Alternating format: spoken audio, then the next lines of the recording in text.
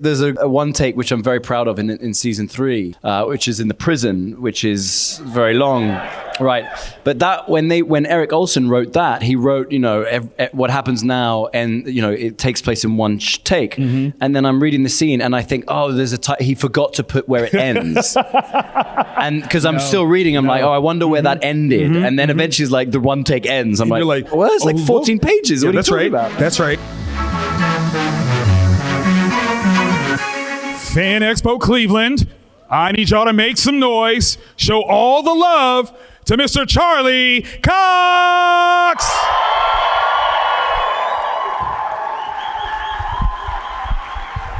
Please join us. Hello, good to see you. What's up, guys? Man. Listen, we have a room here of folks that are so happy and excited to see you, to meet you. We're going to jump right into it because Daredevil Born Again is amazing. Absolutely amazing.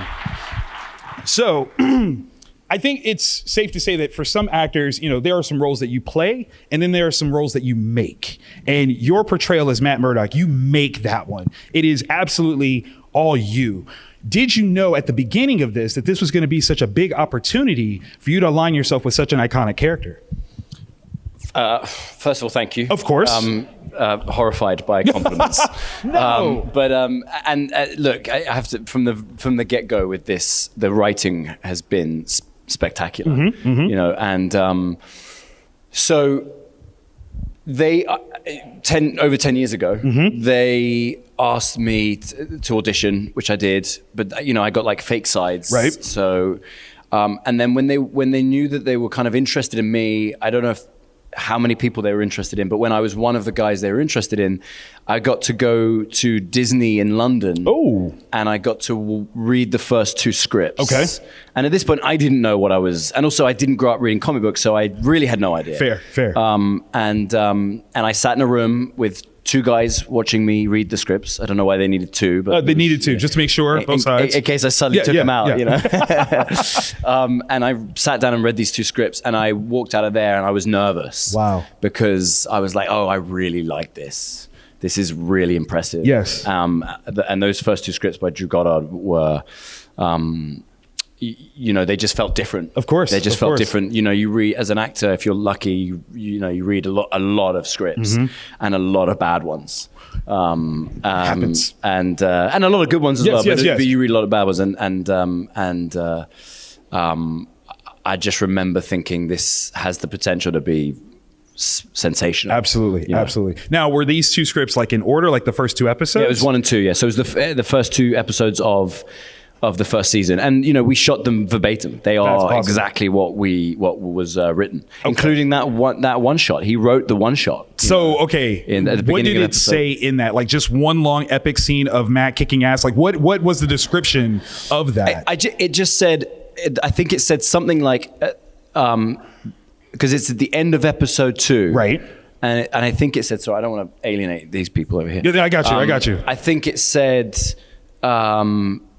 There was like a bold note that said at the top of everything that happens now happens in one single take. Oh my gosh. And then it described the guys coming out with the tray and giving the food, right? And the voice. And it's really cool. Man. And then, Phil Silvera and Chris Brewster, my stunt double, turned it into what it is. It's absolutely brilliant. Literally you could watch that and just feel motivated to work out yourself. And from that has been born this horrible pressure that we now have. I mean, listen, every season. You did it so well. It was a signature. We needed it.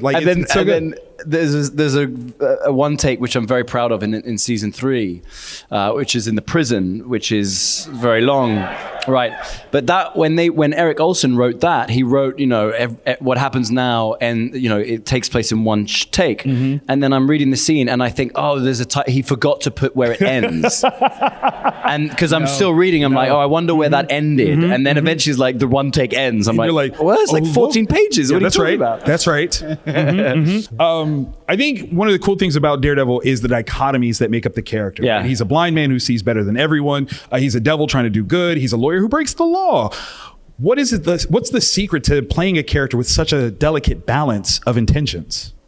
Again, you can't, and none of this is possible without the tremendous writing. Of course. And so my job really is to just interpret that and, bring I read a lot of Daredevil comics. I continue to read a lot of Daredevil comics, try to bring the essence of how he's been written over, however many decades, 8 decades or something. Yes. I remember thinking early on that with superheroes in general, the danger is that superheroes are such a force for good, and there's so much positivity in general, and there's they are a beacon of hope, and morally always kind of transcend what it is to be human and themselves and things like that. And I remember thinking that's really important, but it's also potentially dangerous in terms of characterization, because I'm not sure that we relate to people like that. I know that I really relate to people's struggles as a human, and to triumphs over difficulties and adversity and stuff like that. So I felt with Matt, it was really important to accentuate the elements that you wouldn't associate with a superhero, knowing that in the writing and in his actions, there will be enough of the kind of the superhero-ness in those things. That's brilliant. So it's always fun to play. Like, I like it when Matt loses his temper. Yes. I like it when he isn't his best self in front of Karen or Foggy or something like that. I like the idea that people see what he does and think, wow, he's fearless. He's the man without fear. But actually he feels great fear.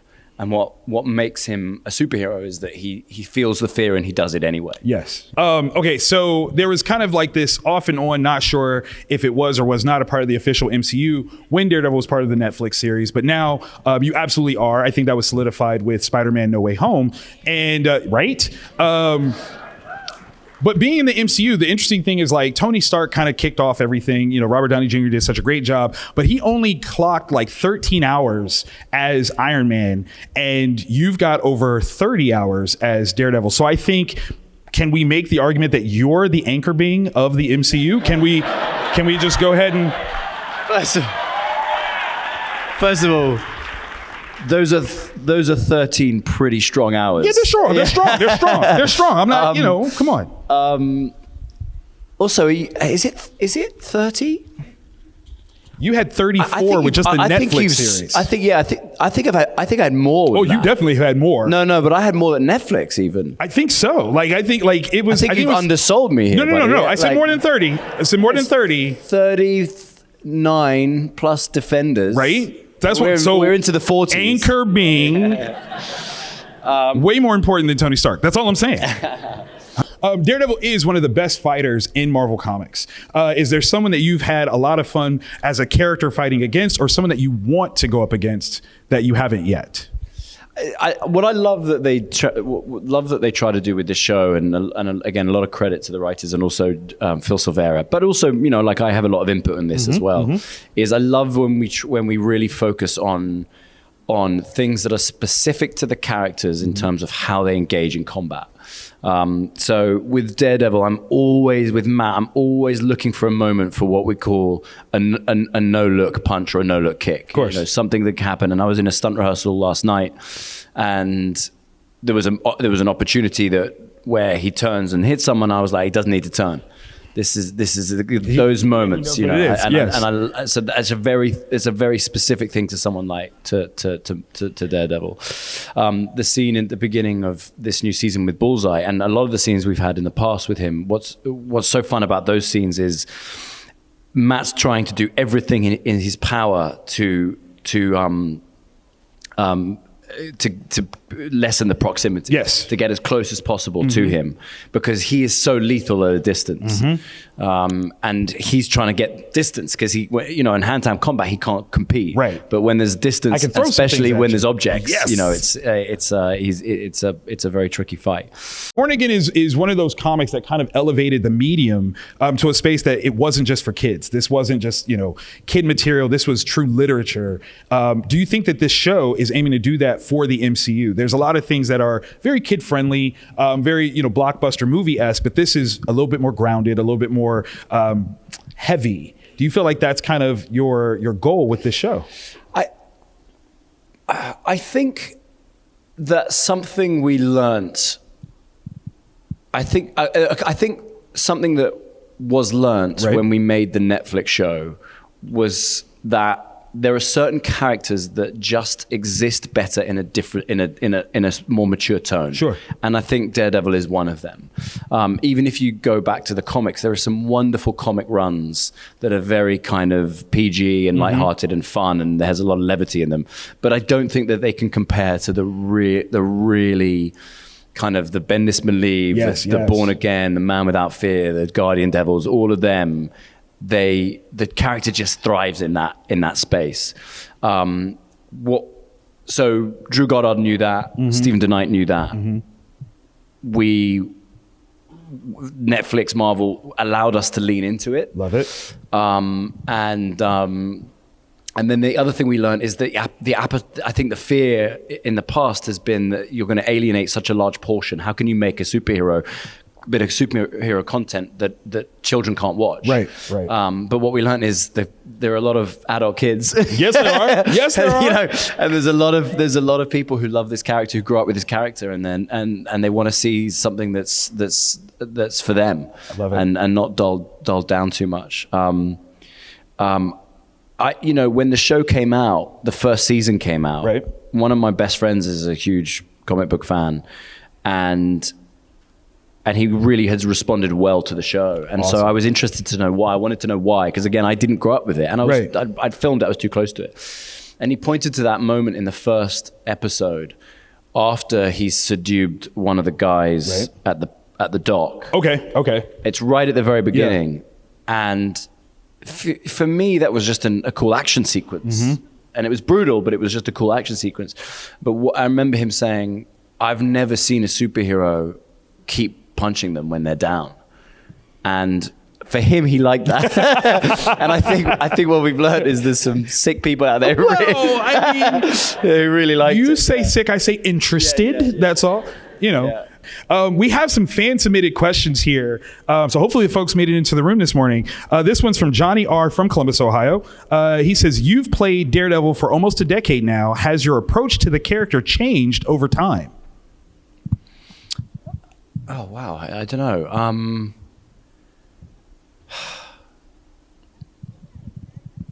I mean, there's been moments where because of the material, I felt like there's been license to explore a side to Matt that we maybe don't see much of. Okay. Obviously, She-Hulk is a really obvious example of that. Yes. And even in I can talk about this now, but like in the early couple of episodes of Born Again, there's this thing that happens early on, which is hugely traumatic and changes the course of his life forever. And then we rejoin, I think it's 6 months later, is it? Or something like that. Time. We come back as time has passed, and he's now fully committed to Matt Murdock without Daredevil. Right.